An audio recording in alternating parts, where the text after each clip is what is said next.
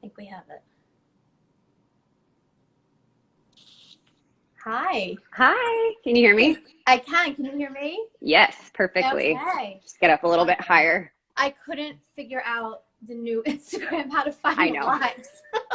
I feel like they changed so much. I know. So I'll give it a couple more, I'll give it another minute, but I apologize to everyone for being late. I truly couldn't figure it out. That's okay. We're here. Oh my goodness. The live worked. I know I always get paranoid when I'm joining someone's live that it's not going to work. So, Just when I figured it out, then they go and they change it again. yeah. Yeah.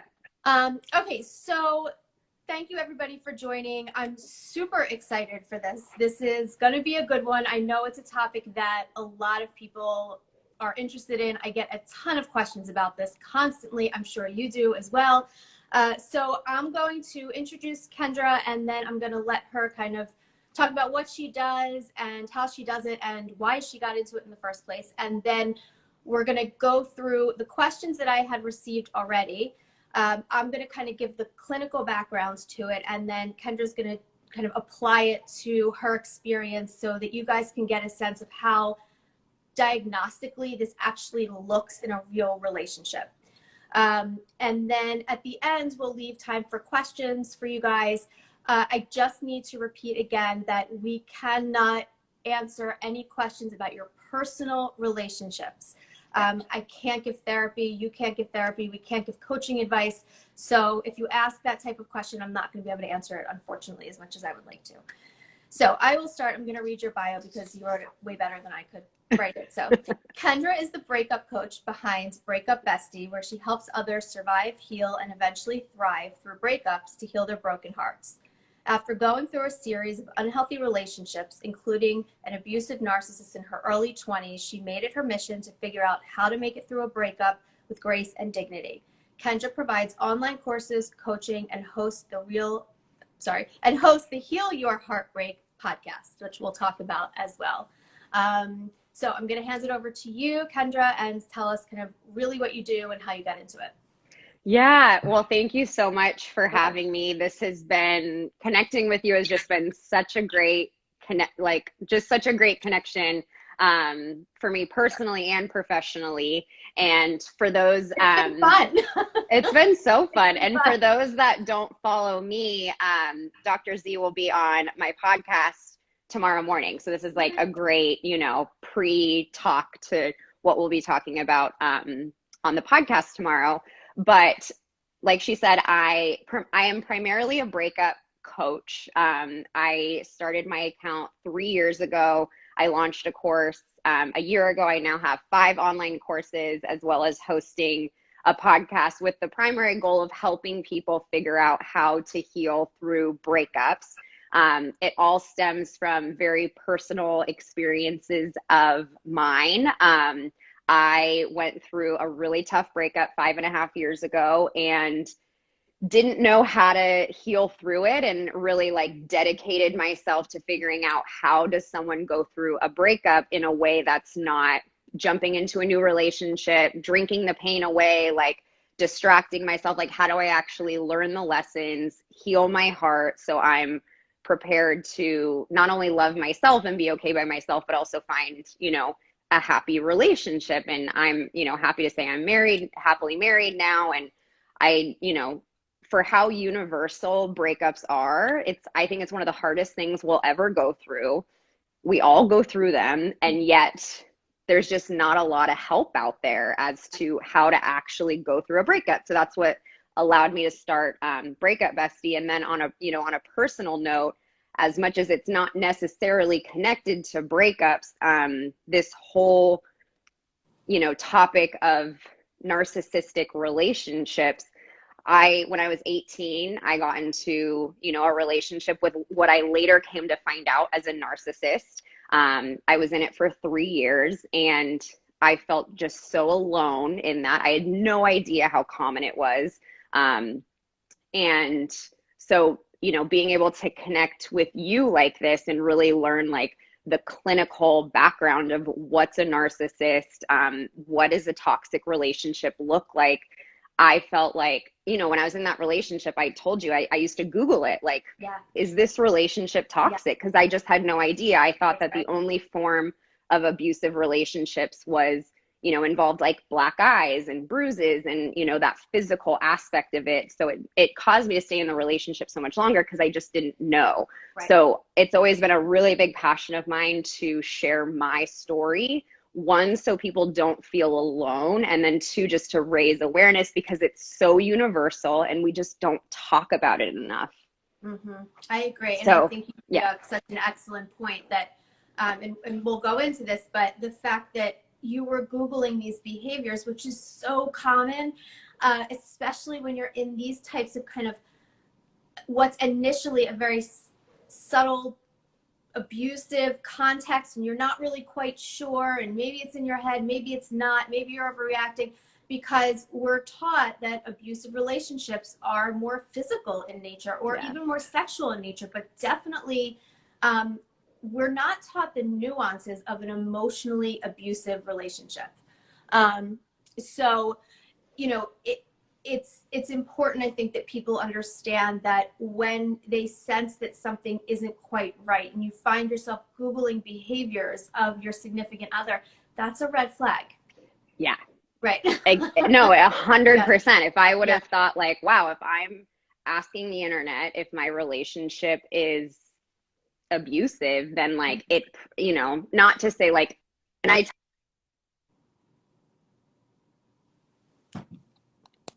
lost you. Oh, can you hear me? Sorry. I turned off notifications. Yeah, I turned off notifications, but I had a phone call come in. Sorry about that. It's okay. But I always tell people, like, I can't necessarily diagnose anyone else's relationship, but like, that's why it's so important for me to share my story so people can find similarities and, be aware of those kind of red flags. Who can't you guys hear? Oh yeah, I'm seeing those Top comments too. or bottom?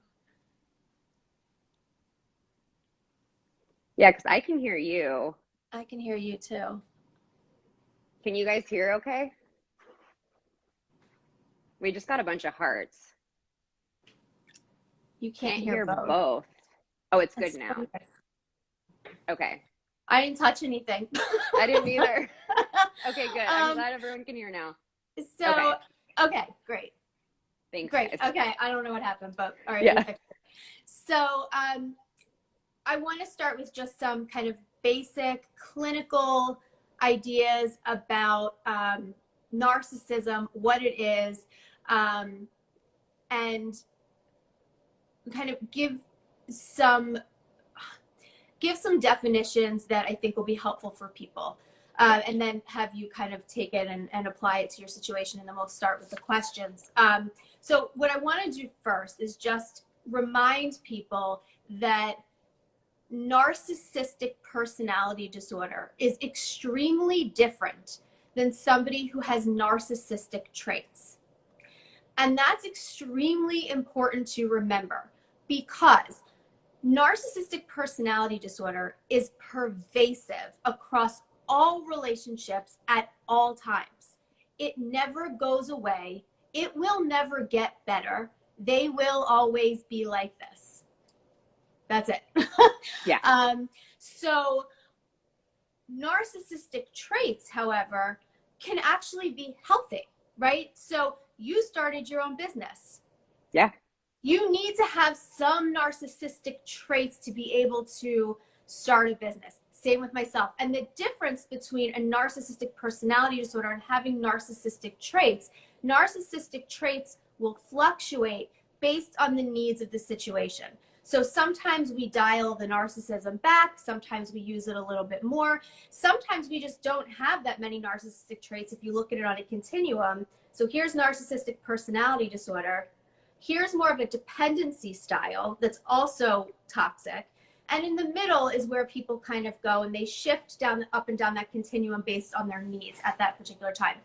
They also have insight and awareness into the need to switch their behaviors in a certain situation. Somebody with narcissistic personality disorder is over here, has no awareness of the impact their behavior has on others. And if they do, they don't care. And if you find that they're moving down the continuum, it's not because it's the right thing to do in that situation. It's because they need something and they need to shift gears to be able to get what they want. So there is a very distinct difference. If you look at every president of the United States, all of them, they all have to have some level of a narcissistic kind of component, which isn't necessarily bad. It's healthy. It keeps you motivated and driven. The difference is that you know when to dial it back. You know when it's inappropriate. You know when you're hurting people. You know when it's not necessary. I'm not going to act the same way in a business meeting than I will with my children or with my friends, right? It's going to shift, and I have awareness of that. So that's the main difference. So a lot of times people say, I think that he was such an asshole. He was definitely a narcissist. And it turns out he was an asshole and he was abusive, but he may not have been a narcissist. So not everyone who's an asshole in a relationship who drinks or hits you or cheats is a narcissist. A narcissist is a whole different ballgame. It's more than just an asshole.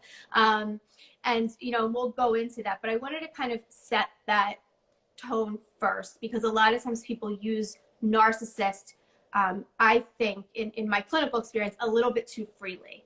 And it's just not appropriate sometimes. So I'll let you kind of take it from there and kind of give some clinical examples for that, or from personal examples from that.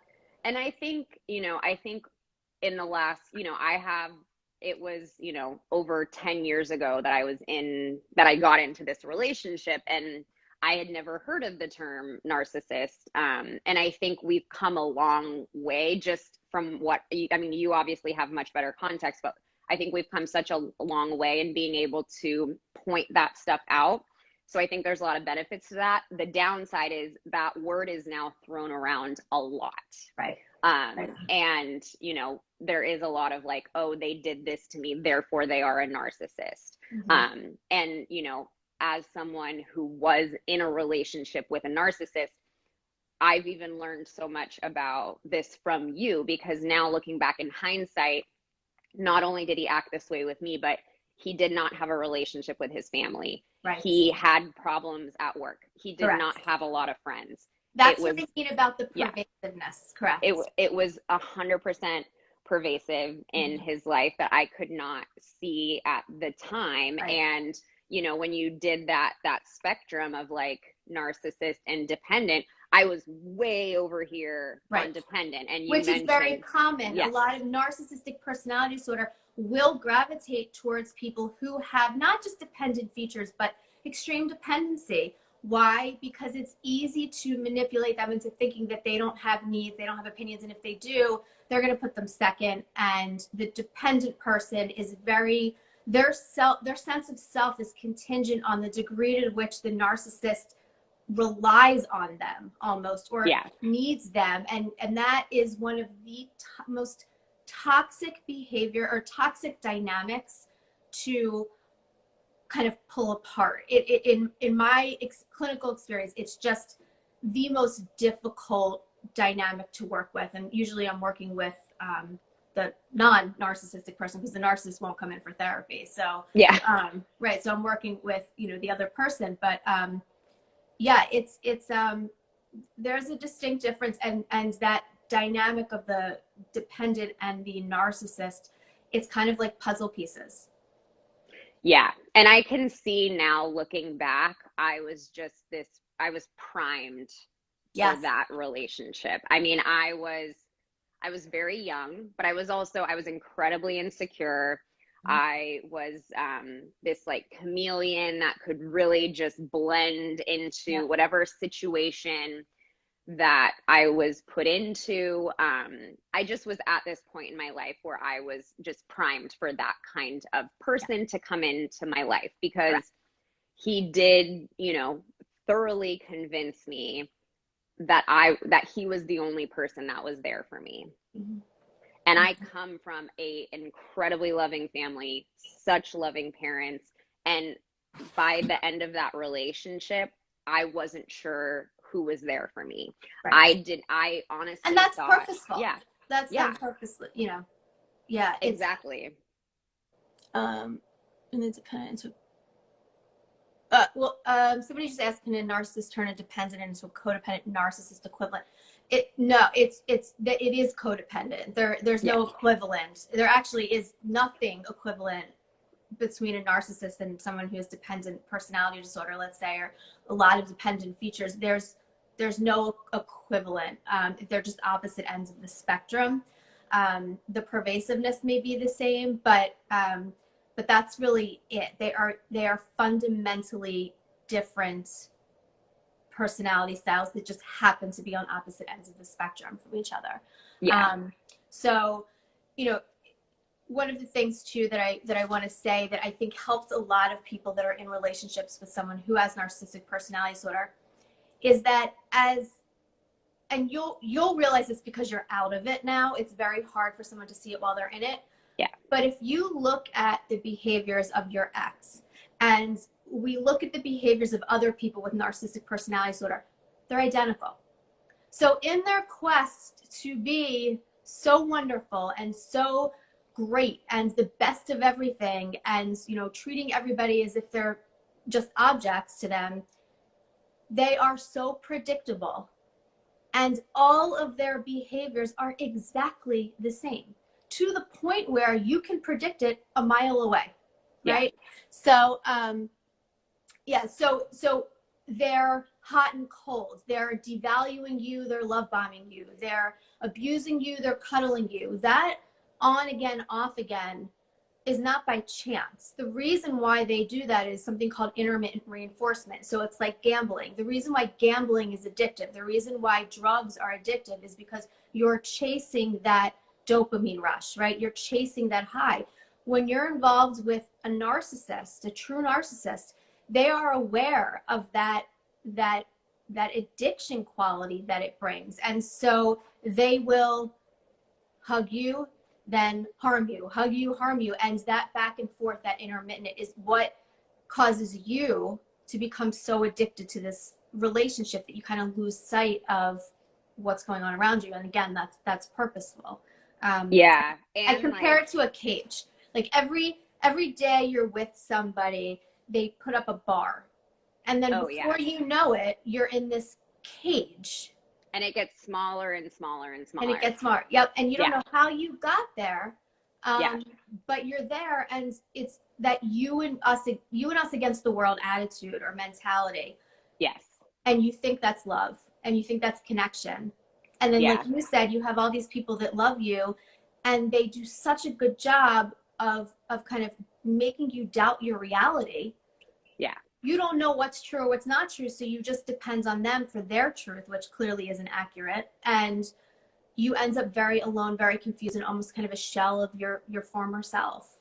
No, that's exactly what happened. And I think too, we had talked about it, but the first 6 months of our relationship was amazing, and then I told you, like, I remember the exact day that he changed from being this loving, caring, compassionate partner into, who he was for the next 2.5 years. And I remember thinking back to those first 6 months all the time, because all I wanted back was that first 6 months. And so I think, like you said, that's also very purposeful. And I love the distinction you made is like, the first 6 months is not who he was. Right. That was a mask that he had on. Right. And then he turned into his true self, where I had always convinced myself it was the opposite. And because specifically when he made that switch was something I did wrong. So it was my fault that he switched. So I always associated him being abusive to something that I did wrong. Correct. Yeah. Absolutely. And a lot of times people will say, I just wish he was the way he was when we met her. I just wish she was the way she was when I met her. And what I have to work with people on exactly what you said, that first 6 months, that love bombing, that charming phase is part of a larger pattern. It's not a stage. It's a distinctively manipulated, kind of orchestrated plan. It's not who they are and then they change into somebody else. It's part of who they are, and you will never get that back. And that's part of that manipulation. They know that you're going to do whatever you can to keep trying to get there. Yeah. And that is, you know, that's a really big part of the addiction piece of it, right? Trying to get that high again. So I want to get into some of the questions. Yeah.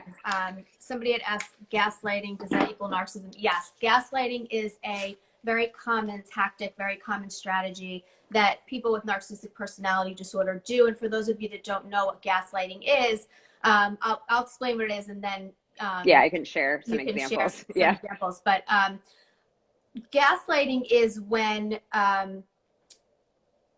basically the person does a really good job of switching the blame or shifting the negative emotions onto the other person, making them feel like it's their fault. So for example, let's say you have this sense that this happens a lot, that the narcissistic partner, they don't just have an affair, they have multiple affairs. They're sleeping with many, many women. They have women in the wings, right? And same with women, they have men in the wings, you know,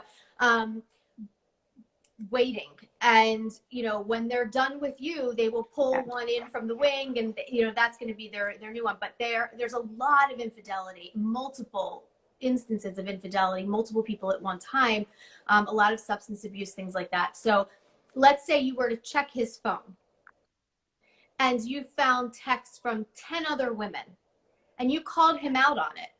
Gaslighting would be flipping this around somehow, and because you're in that dependency seat, right, and you have that belief that something's your fault, easily turn around and say, you're crazy. Why are you going through my phone? What's wrong with you? Like, you know, you're psycho. And before you know it, you're defending your craziness. Yeah. And the topic of the infidelity is just completely off the table, and you don't even know what happened to it. Yeah. So I'll let you kind of give some examples of gaslighting, because there were a couple questions about that, so we'll kind of cross them off too. Yeah. I mean, you described it. It's like you go into a conversation with a completely valid thing that's wrong, you know. A common example is anytime I would bring something up about you know, an issue that I was having in the relationship, he would tell me that I'm just someone that loves to fight, and it's my fault that I'm constantly bringing things up because I'm just someone that loves to fight. And I knew I'm literally the least confrontational person I know. Right. Like, it's a problem for me that I have to work on. They change your sense of self almost. They make you believe you're somebody that you're not even, you're not. Yeah, no, I'm like, I have to work on bringing things up to people. And so he would tell me that I would love to fight. I'm just a dramatic person. I'm a drama girl. And he would do the thing too, where anytime I did something wrong, he would bring up the girls he had in the wing. I'm going to call up so-and-so. If we got into a fight, he'd say, oh, you know, I called Michelle and she thinks you're being crazy and she doesn't understand why I'm still with you. Or would constantly hold other women over my head.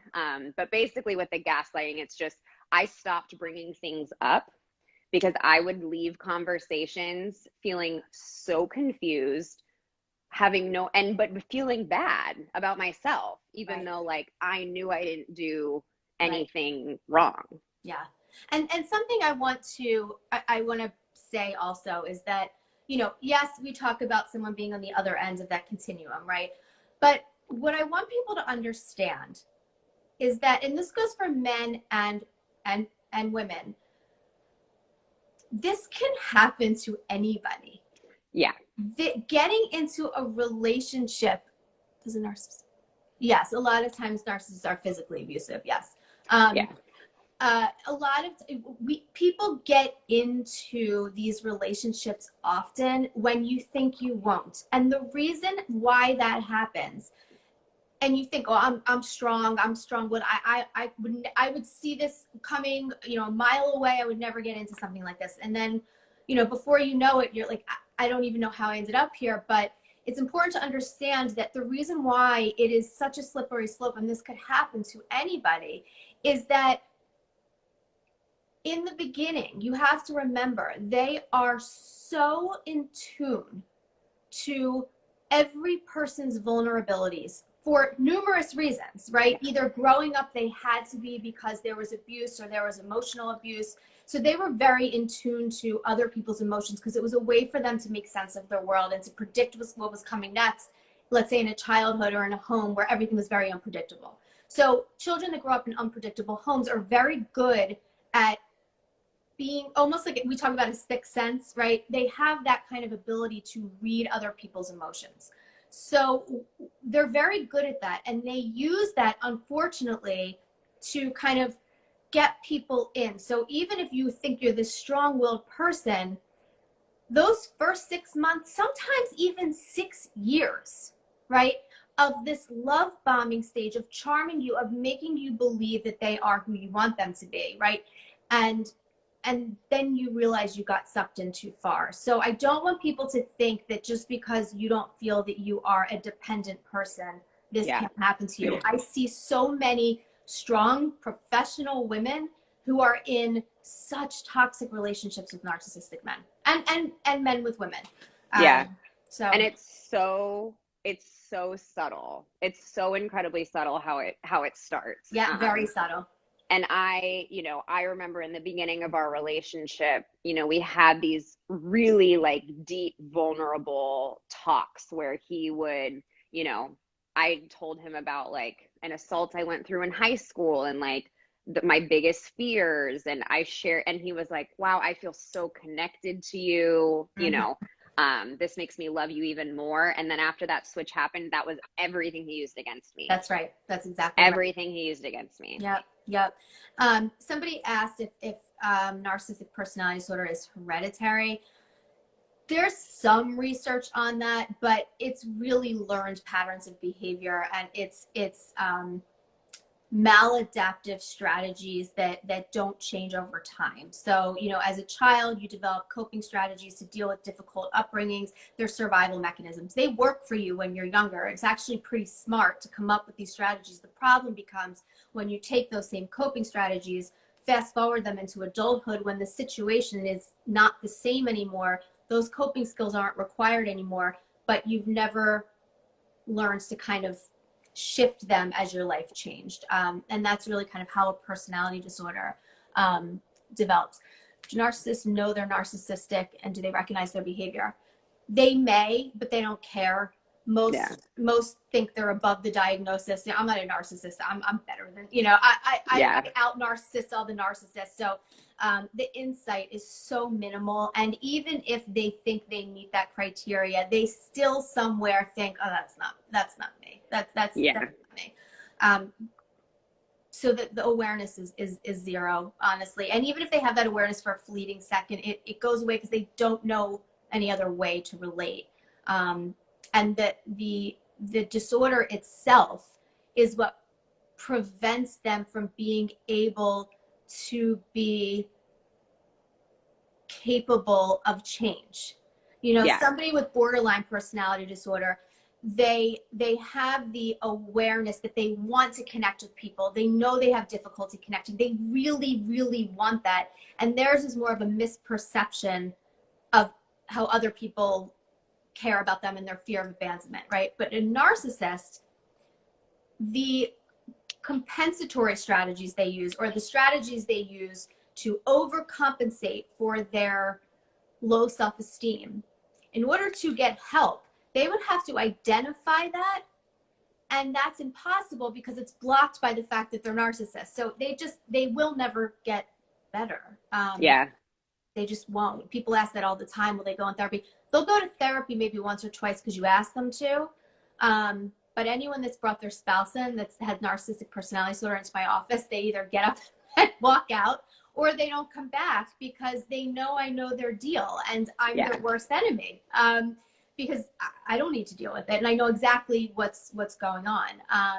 Well, and it's the same reason too, I find, that they isolate you from friends and family, because it's really easy to see from the outside when something is wrong. So I, went from having so many friends, super close with my family to at the end having none of that, because for one reason or another, I don't really trust that person. Yes. You know, I I don't don't know think if they're that the greatest friend to you. They're I kind of don't think they're a good selfish. influence on Yeah. you. I think they're probably trying to use you for something. And I remember specifically him saying, like, we, you know, it's not, and I was young. It was one of my first relationships. He told me that it's not proper to talk to other people outside of your relationship about your relationship. So I didn't tell anyone what was going on. Which is like Didn't the tell, ultimate silencing. exactly. I was completely silenced. I didn't think, and now it's like, you know, my husband knows if something happens in my relationship, like my 5 best friends know within a day, you know, it's like, that's normal. But I really thought that it was something I had to keep a secret so no one could tell me if it was right or wrong. Yeah.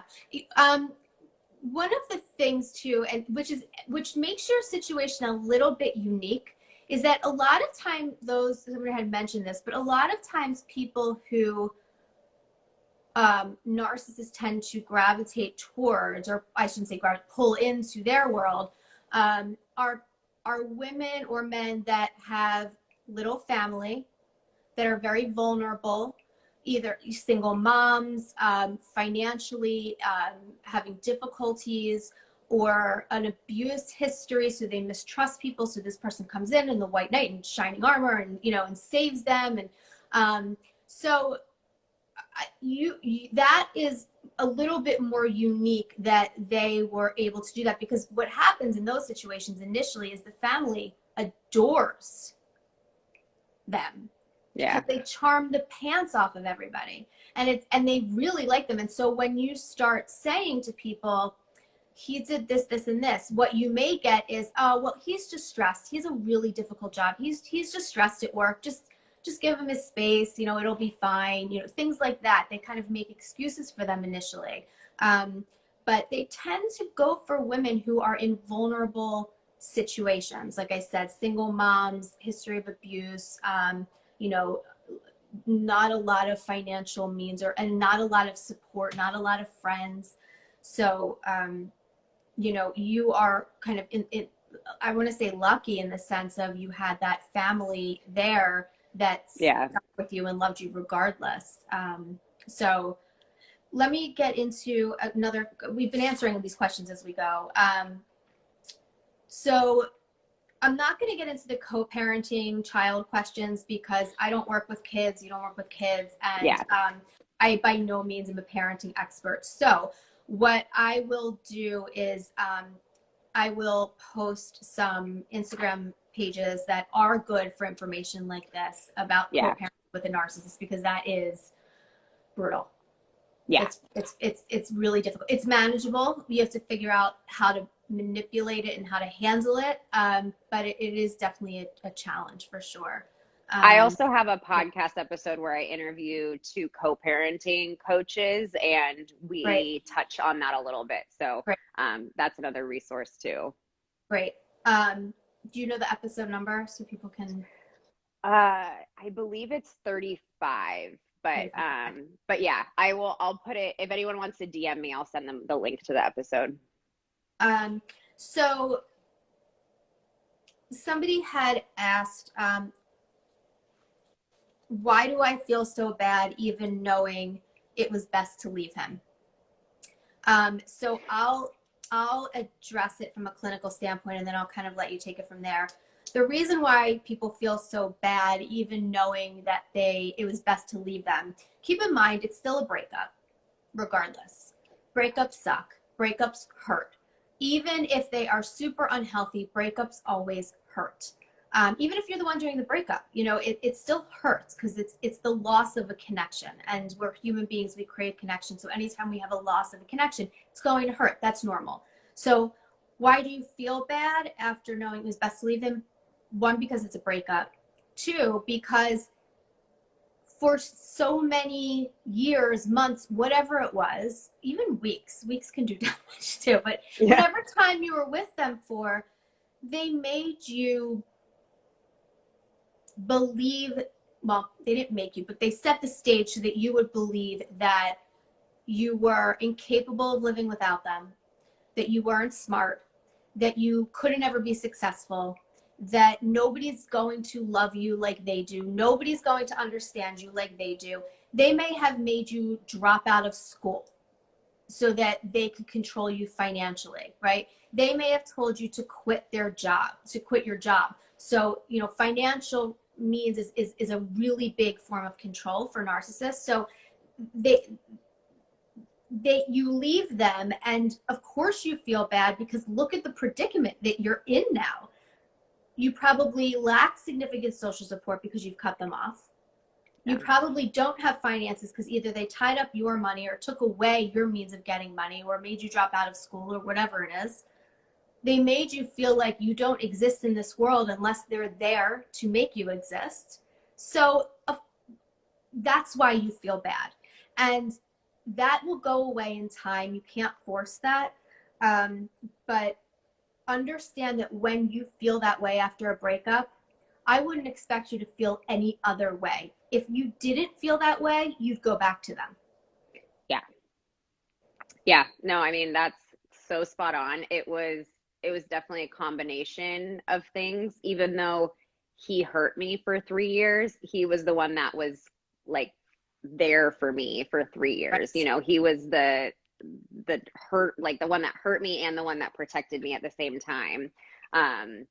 You know, and the combination of losing touch with all my friends. He didn't make me drop out of school, but I got into my absolute dream college that I wanted to go to the football games, and like wanted to be in a sorority. I had this like very big picture of what I wanted my life to look like.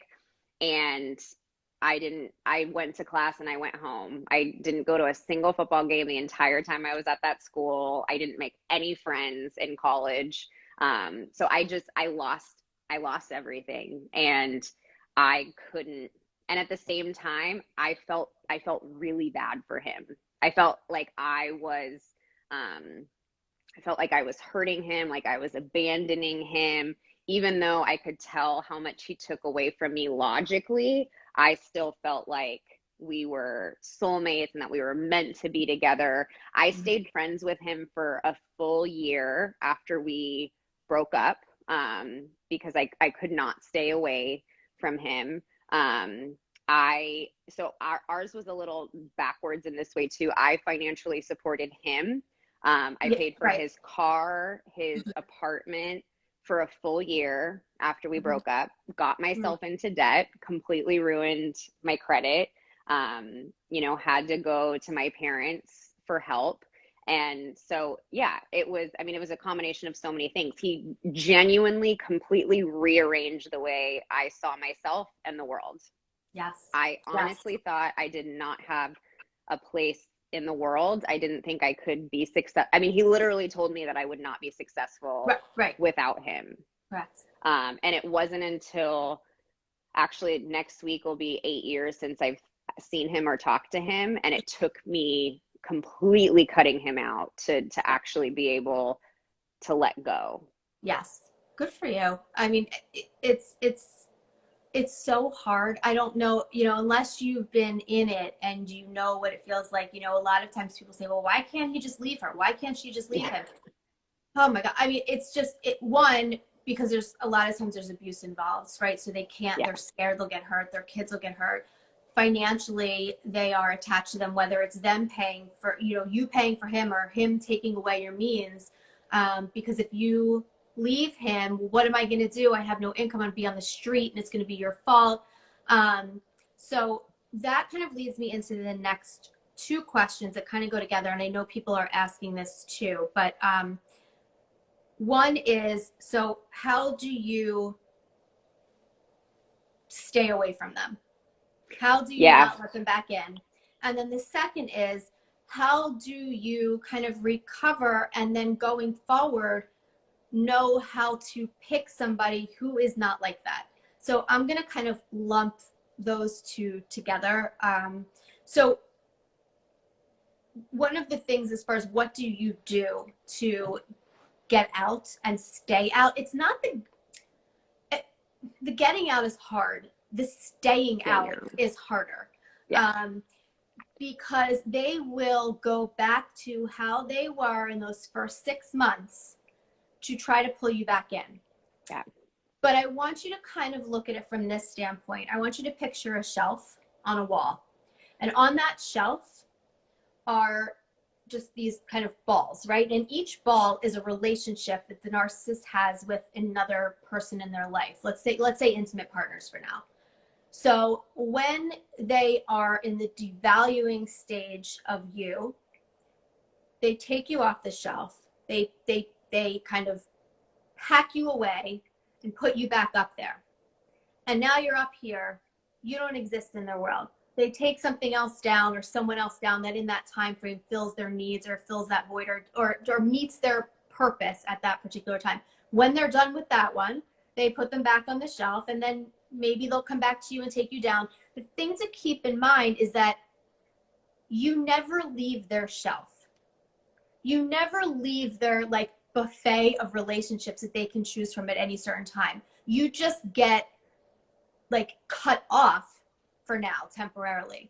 And this is where it gets tricky, because people, understandably so, say, well, is he going to come back? And they think if he comes back, then it's a good thing, or if she comes back, it's a good thing.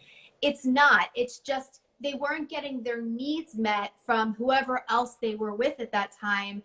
And so they take you back off the shelf and use you to meet their needs. And when their needs are met, they put you back out there. So you never leave their radar. But you're not on their radar because they love you and want to be with you. It has nothing to do with love. It has to do with you're capable of filling certain type of need for them. And when they need that need met, then they use you for it. You only exist as their needs arise. And people get confused with, if they come back to me, they love me. No, they're either bored with who they're with. They feel really low about themselves, so they try to accumulate all of these people. Or they just need that certain need met that you're an expert at meeting. Maybe it's financial. Maybe they're in financial problems and they know you'll give them money, so they take you off the shelf, and they use you when they get the money, then they put you back up, and then they need sex with somebody, so they take that person down. It's just this cycle. So I really want people to understand that one of the things that makes it hard to leave is that they come back at you constantly. If you can look at their re-entry into your world as that shelf, it'll be a little bit easier for you to set some boundaries. Typically, how you stay away from someone with true narcissistic personality disorder is you completely cut them off. Yeah. And when I say completely cut them off, I mean you change your phone number, you block them on all social media platforms, you block their family, you completely disregard them and everything about them. It is so difficult to do, especially with social media today. Everybody's connected. But if you really want to push them out of your life, you cut them out. It's called gray rock. You kind of just shut down completely, so that you are so neutral that you literally give them nothing, so they have no use for you. And that is the only way to get to stay away, to be honest with you. Going forward, what do you do?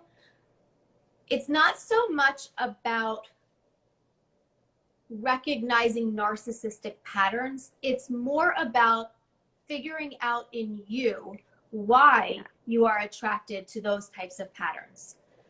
Yeah. Because you could recognize red flags, but you may be in the relationship for 6 months by then. It's more about, why did I feel that I needed somebody like that in my life? Why did I stay when they were harming me? What is it in me that made that okay?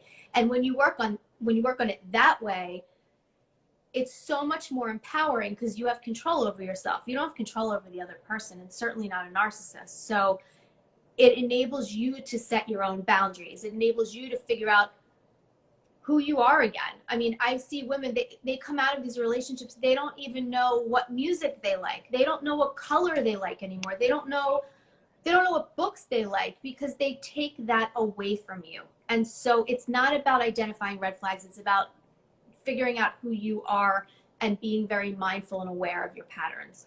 So I just talked way too much. So I'm going to let you that was great. Give kind of an example of what that looks like when you left and how that happened for you. Yeah, so I'd say the number one thing that allowed me to leave and stay gone, and mind you, it took me from the time that I realized I needed to leave the relationship, it took me a year and a half to cut him off. So it was not a quick process No, it won't. whatsoever. Right. But the turning point for me was I got honest with someone in my family. I told them what this relationship was doing to me. Mind you, I was heavily intoxicated at the time. Mhm. It takes what it takes, but I finally spoke up about what was going on because I was doing self-harm in the relationship because he kept threatening to break up with me. I just turned into it got so bad that I realized I was turning into someone that I wasn't. Right. So I finally got honest with someone in my family, and then it took me 6 more months to actually break up with him and just say, like, this isn't working. And then it took me another year to cut him off. I was completely at his beck and call anytime he needed money. And mind you, I was paying for his apartment. I was paying for his car. He was supposed to pay me after the breakup. He was supposed to pay me every month. It was all in my name. He was supposed to be paying me every month. Wasn't. Again, I didn't tell anyone. I was like so ashamed by the fact that I was doing that. So again, what it took was like, it took a little bit of distance from him, which I needed. I needed at least some distance. And then it took me getting honest with someone about the fact that I was paying for him. I, was still sleeping with him. I was still seeing him all the time.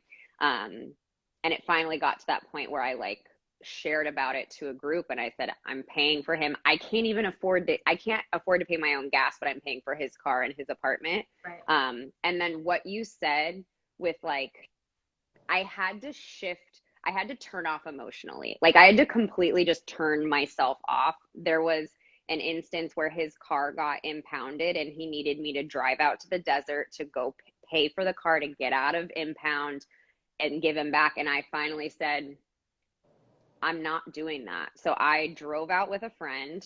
I looked at him and I said, I am taking this car today and I'm leaving.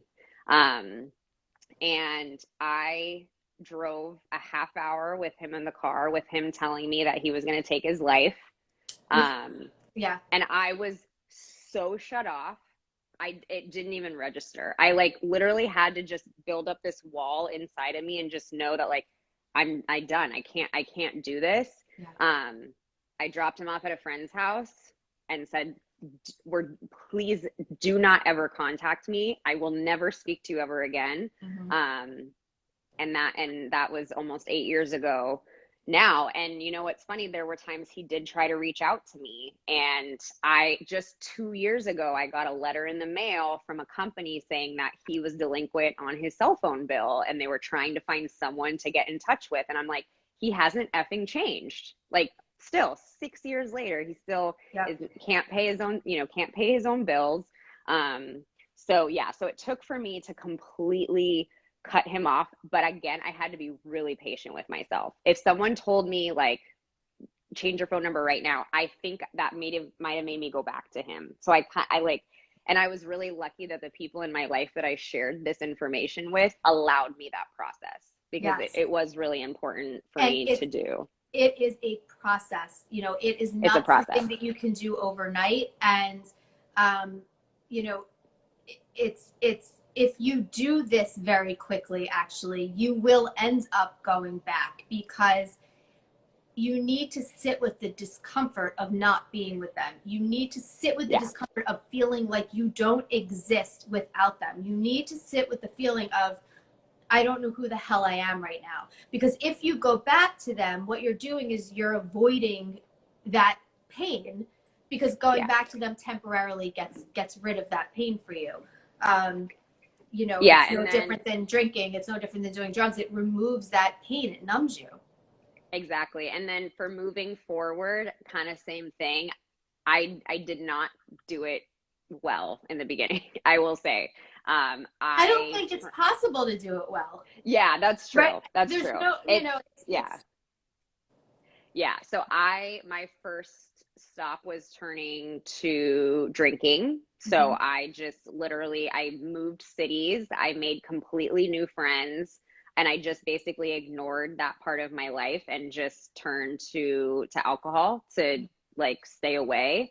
I was really lucky that I got sober about a year after that.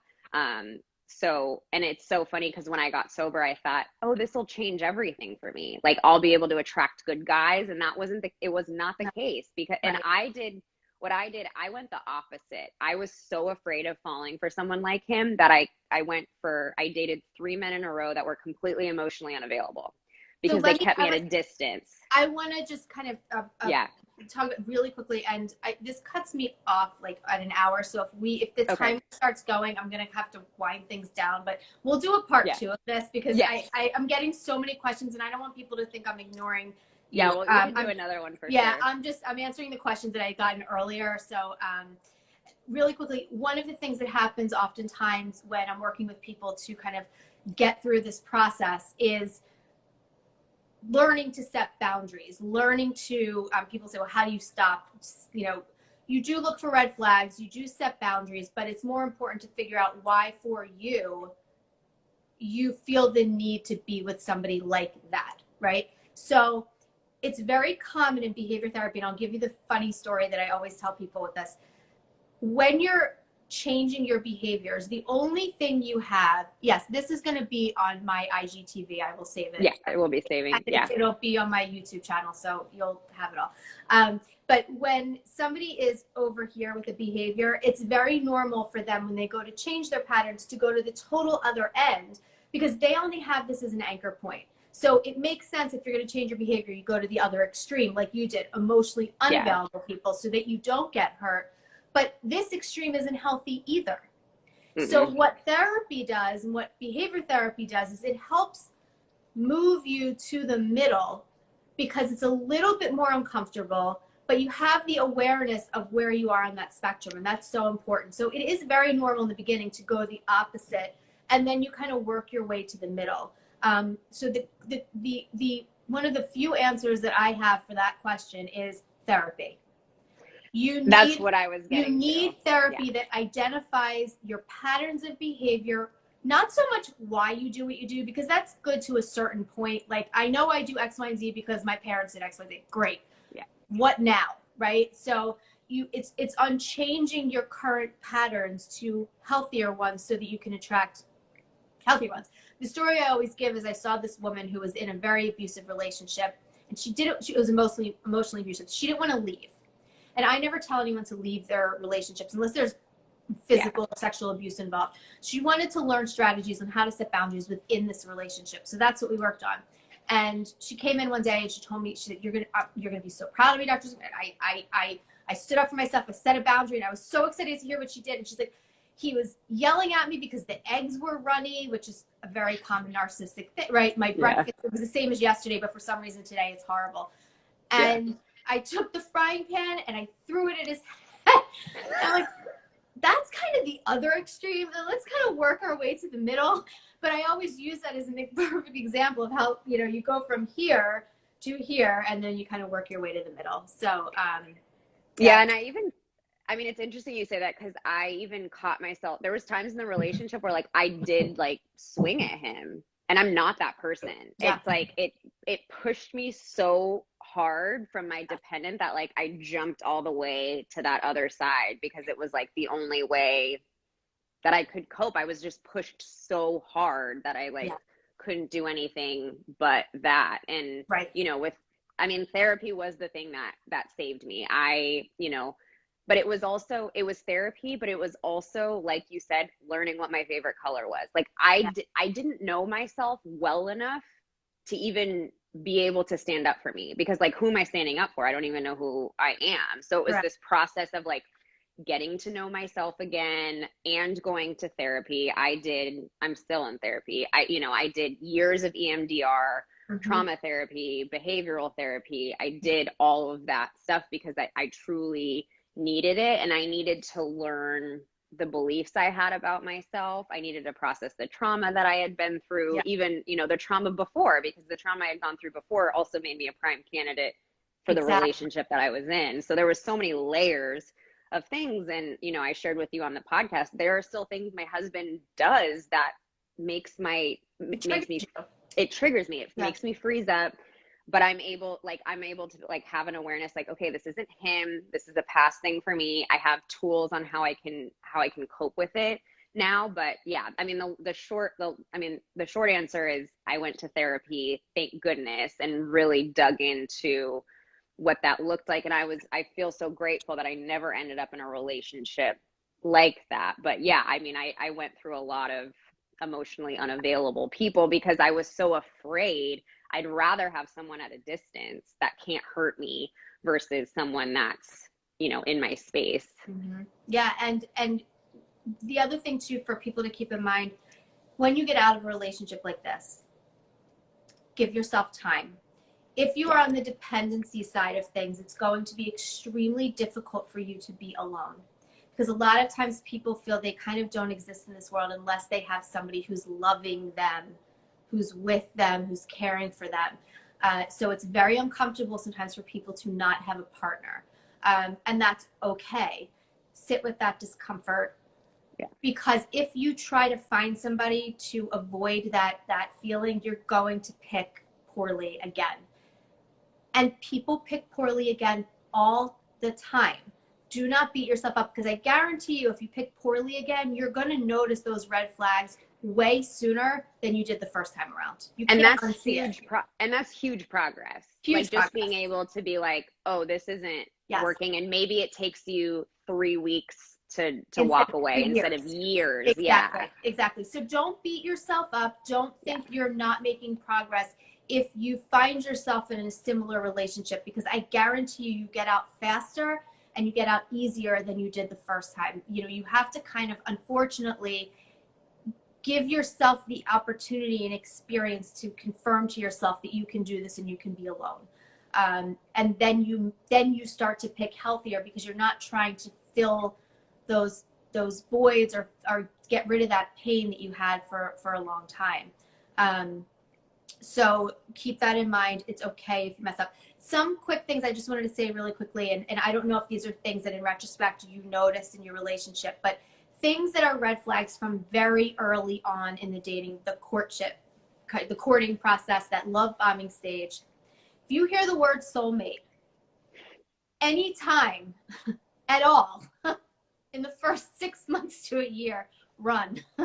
Because they're, as a therapist, I'm kind of, I don't know, I think my fairy tale view of relationships is just been long gone for a long time. There's not just one person for everybody, right? So there's multiple people for you based on the timing of your life. If you hear soulmates within the first month, I've never felt this way before, I've never been in love with someone like this, red flag. Vulnerable people, though, will latch onto that and love it because someone's loving them so much. So that's a red flag. How they treat waiters and waitresses, red flag. How they treat customer support at Comcast, right? How they treat, even just their kids' teachers, right? Do they have friends? What kind of friends do they have?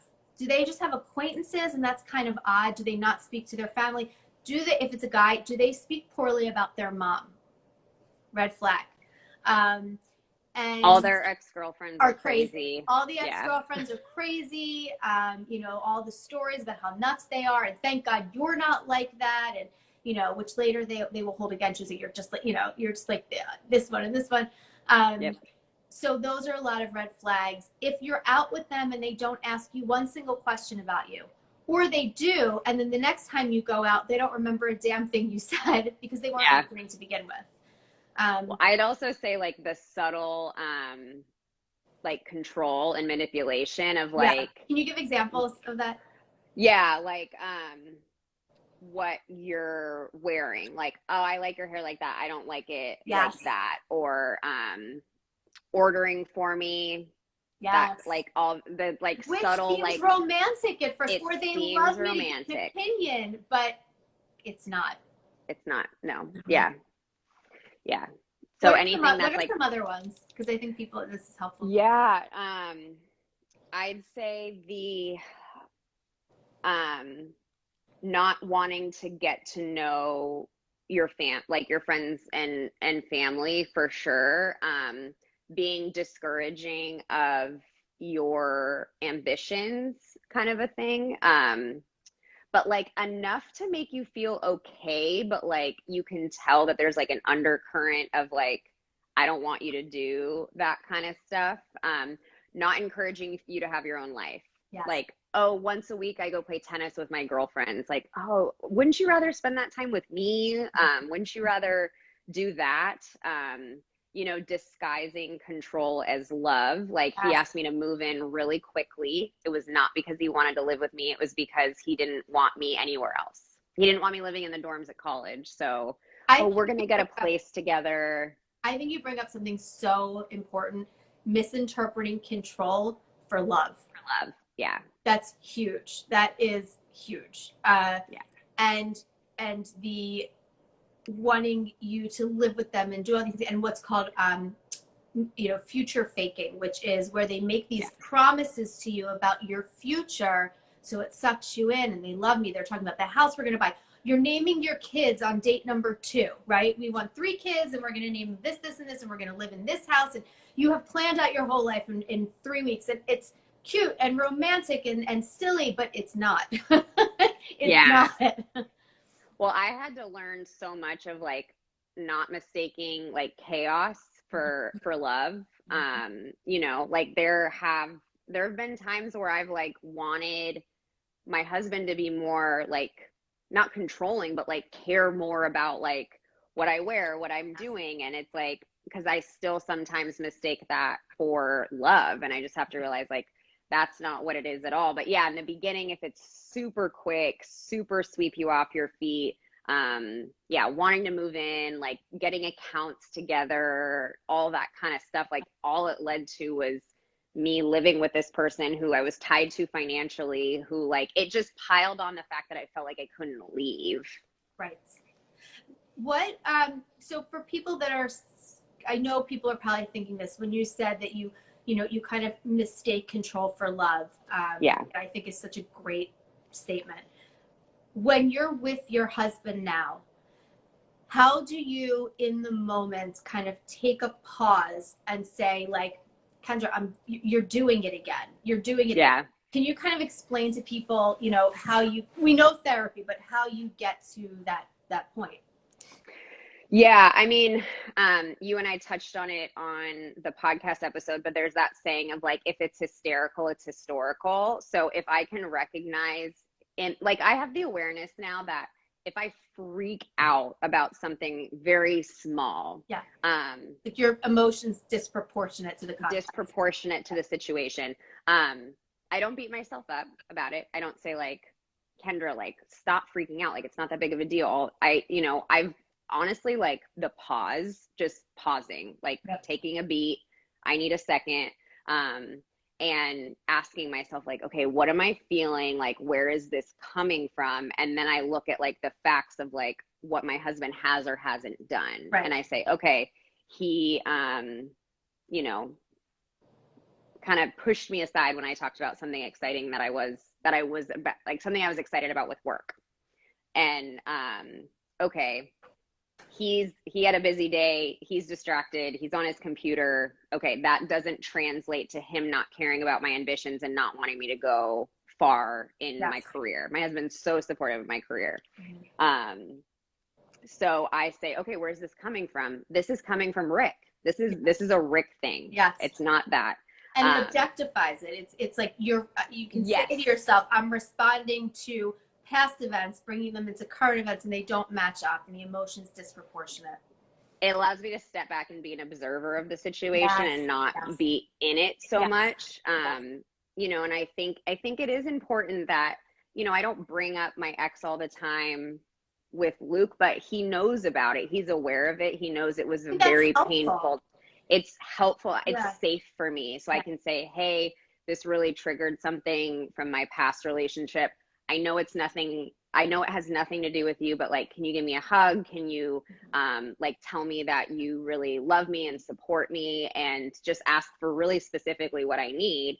And he's like, okay, yeah. I'd imagine that he appreciates that because it makes him feel like he can help you. He doesn't feel helpless because it's not just the person in the relationship with the narcissist that suffers. It's also their partners afterwards too that get sucked in. Even if they come to the realization, like you've come to the realization, you understand how they were and you know the red flags and you're not in that type of relationship. But your husband now is still kind of dealing with the fallout of that still. And that's something that, you know, I think is important that you bring him into this, because it shows how much that's how you know somebody cares about you, because they listen to you. They ask you questions about how you feel. They ask you what you need, and it makes them feel like they're helping you because they want to help you, not because they want you to view them as helpful.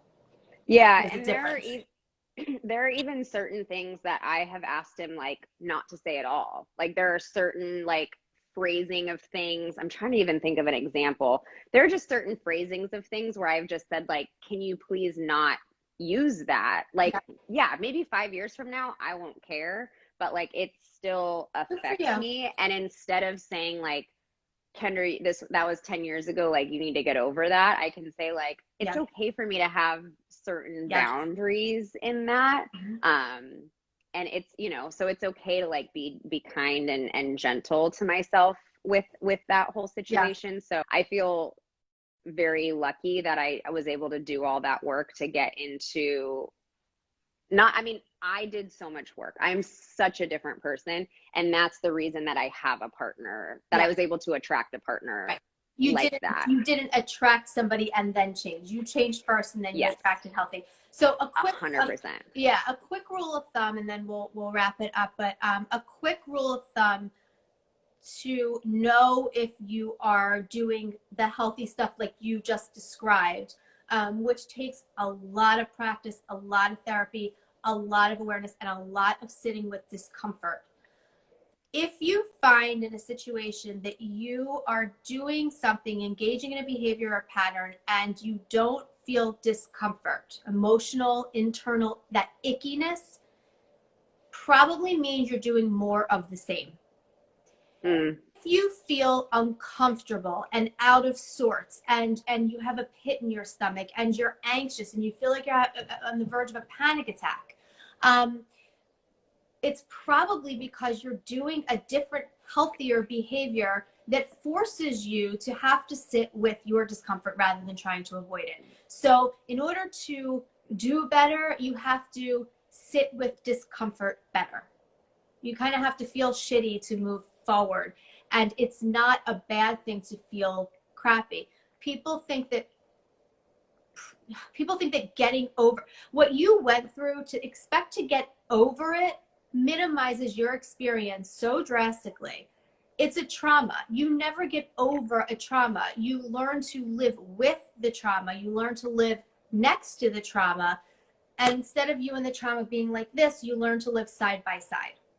Exactly. And sometimes it'll come in when you're stressed, but sometimes it won't. And so this is how you want to handle that. So I think exactly like you said, you know, it's okay to feel crappy because you went through something very difficult, and it's always going to be a work in progress. And be very mindful of how you feel in a situation. If you feel uncomfortable doing something, it's probably because it's the healthier thing to do and you're just not used to that. And that's totally normal. You have to do the behavior change first to then change your emotion. Because if you could think your way out of a thought, if you could feel your way out of an emotion, no one would be in the situations that they're in. You have to feel uncomfortable and at the same time do a new behavior to give yourself the experience that you can handle this. Yeah, I mean, the first time that I found myself in a relationship that required uncomfortable conversations, it was terrifying. And the first thing I wanted to do was cut and run instead of, you know, voicing my opinion, or not my opinions, but voicing my needs and voicing like things that were going on. And it was tough. And there's been light years of growth even in my relationship now, where I have learned how to speak up for myself and have these kind of conversations. So it wasn't like, okay, I'm done, I'm ready for, you know, a relationship. It's like, no, I still go to therapy once a week. I still work through this stuff. It's still, you know, like rears its ugly head at work and friendships and relationships. And it's just learning how to know it's okay. I'm so grateful to the therapist that told me that I went through a traumatic situation because I tried shoving it down for a really long time, and it didn't work. Yeah. So I hope people, again, from the first thing I said was, there's a difference between dating someone that's an asshole and dating someone that's a narcissist. Yeah. I hope from hearing my descriptions of this and Kendra's stories that you can see there is a massive difference between dating an asshole and dating a narcissist. So, keep that in mind. The other thing really quickly before we go that also happens when you start to make this shift that you did, it's not just the intimate relationships that you start to pick differently. What a lot of my patients will end up realizing is they'll take inventory of the people in their life around them, their friends that they gravitate towards, the jobs that they gravitate towards, and realize those same dependency patterns exist there too. They're the one who does everything for their friends. They're always, taking charge and making the plans and making up, so it's not just in your intimate relationships. You're likely going to realize this exists outside of that as well. So, it's a lot of change that happens, and it's slow and it's a process. And I mean, you're living proof, you did it and you're still doing it. And I think your story is so helpful. That's why I wanted to have you, so that people can not just hear it from a clinical standpoint, but actually see what it looks like in a real relationship. So thank you. Oh, thank you. And I hope everyone that's watching this just realizes that you're in nowhere near alone. We've had over 100 people on this live the entire time. Did you see that? So just know that you are nowhere near alone. You are not the only one that's experienced this. And there are so many people that have been able to get through it like I have. So just know, you're not alone and that there's help out there. And it's nothing to be ashamed of. No. Not at all.